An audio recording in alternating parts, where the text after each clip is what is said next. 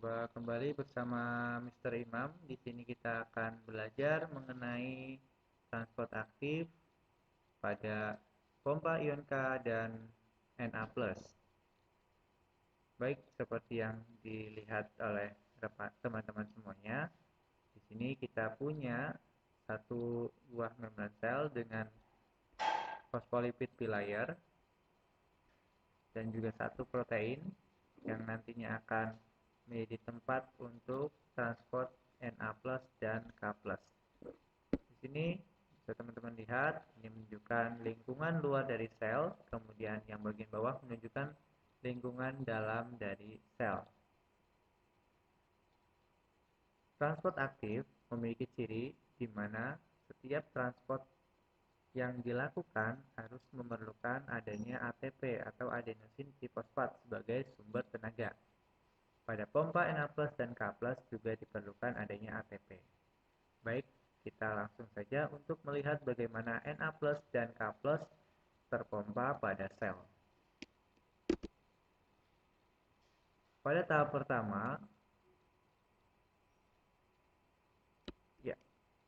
pertama, protein membuka ke arah dalam, kemudian nantinya akan dimasuki oleh 3 buah ion Na+. Maksudnya 3 buah ion Na+ akan menyebabkan ATP dari dalam sel yang dihasilkan oleh mitokondria masuk dan menempel ke arah protein. Setelah ATP menempel pada protein, maka akan terjadi polarisasi di mana ATP akan meninggalkan satu gugus fosfatnya sehingga berikatan dengan protein.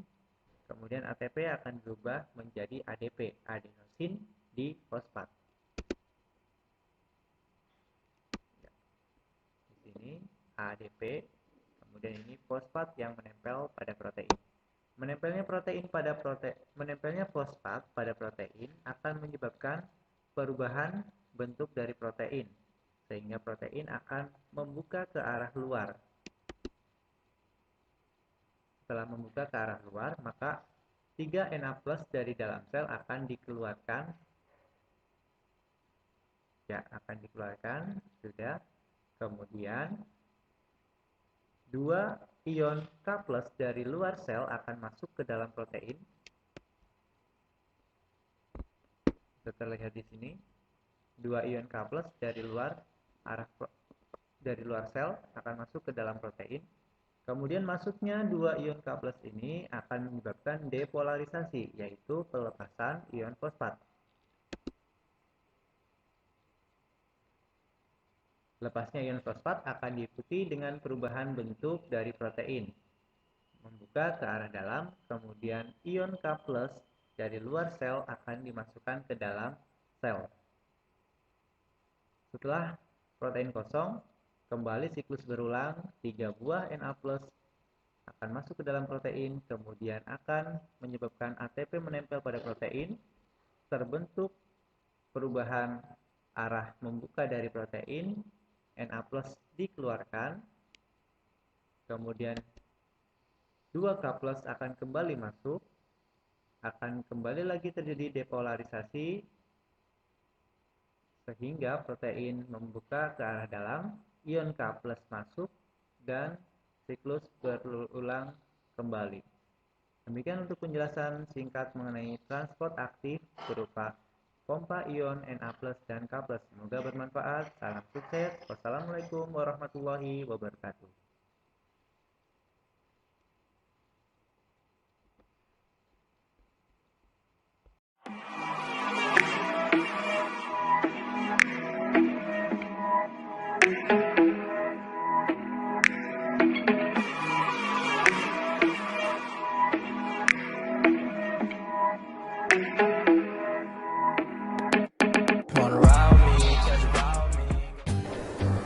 Assalamualaikum warahmatullahi wabarakatuh. Kali ini kita akan mempelajari tentang transport massal melalui membran plasma. Air dan zat terlarut berukuran kecil memasuki dan meninggalkan sel dengan cara berdifusi atau dipompa melintasi membran oleh protein transport. Namun molekul besar, misalnya protein dan polisakarida, serta partikel yang lebih besar, melintasi membran secara massal melalui mekanisme yang melibatkan pengemasan dalam vesikel. Sebagaimana transport aktif, proses ini membutuhkan energi. Transport massal ini terbagi menjadi dua macam, yaitu endositosis dan eksositosis. Yang pertama adalah endositosis. Endositosis merupakan pengambilan molekul biologis dan partikel dengan cara membentuk vesikel baru dari membran plasma. Terdapat 3 macam transport secara endositosis ini. Yang pertama fagositosis, yang kedua pinositosis, dan yang ketiga endositosis diperantarai reseptor. Baik, sekarang mari kita bahas fagositosis. Dalam fagositosis, sel menelan partikel besar dengan cara menyelubungi partikel dengan pseudopodia. Lalu kemudian membentuk lekukan ke arah dalam sitoplasma. Lekukan tersebut kemudian terlepas dari membran plasma yang terbentuk vakuola. Vakuola terus bergerak ke arah dalam dan selanjutnya berfusi dengan lisosom. Setelah vakuola berfusi dengan lisosom, enzim pencernaan yang terdapat di dalam lisosom akan mencerna partikel yang ada di dalam vakuola tersebut. Jenis endositosis yang lain adalah pinositosis. Dalam pinositosis, sel meneguk droplet-droplet pada cairan ekstraseluler ke dalam vesikel kecil.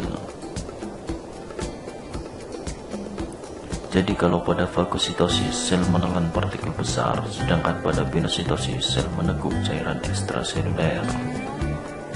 Sebenarnya bukan cairan itu sendiri yang dibutuhkan oleh sel, melainkan molekul-molekul yang terlarut dalam droplet tersebut. Zat yang ditransport oleh pinositosis ini tidak bersifat spesifik, karena semua zat yang terlarut dalam cairan ditelan oleh sel. Selanjutnya isi dari vesikel tersebut akan dipilah dan dibawa menuju ke badan Golgi ataupun ke retikulum endoplasma. Jenis endositosis yang ketiga yaitu endositosis diperantarai reseptor. Dengan cara ini memungkinkan sel memperoleh zat spesifik dalam jumlah besar. Meskipun zat tersebut mungkin tidak terdapat terlalu banyak dalam cairan ekstraseluler. Dalam membran tertanam protein-protein dengan situs reseptor spesifik yang terpapar ke cairan ekstraseluler. Protein reseptor telah mengumpul di wilayah-wilayah membran yang disebut ceruk berselaput. Membran dengan bagian yang menghadap sitoplasma dilapisi oleh lapisan rapat protein selaput. Zat-zat spesifik atau ligan berikatan dengan reseptor-reseptor ini. Ketika pengikatan terjadi, ceruk selaput membentuk vesikel yang mengandung molekul ligan. Perhatikan bahwa ada lebih banyak molekul ligan dalam vesikel, namun masih ada molekul lain dalam jumlah yang kecil. Setelah materi yang ditelan dibebaskan dari vesikel, reseptor dikembalikan ke membran plasma oleh vesikel yang sama. Transport massal yang kedua adalah eksositosis. Pada eksositosis, sel mensekresikan molekul biologis tertentu melalui penyatuan atau fusi vesikel dengan membran plasma. Vesikel transport yang dihasilkan oleh tunas-tunas aparatus Golgi bergerak di sepanjang mikrotubulus skeleton ke membran plasma.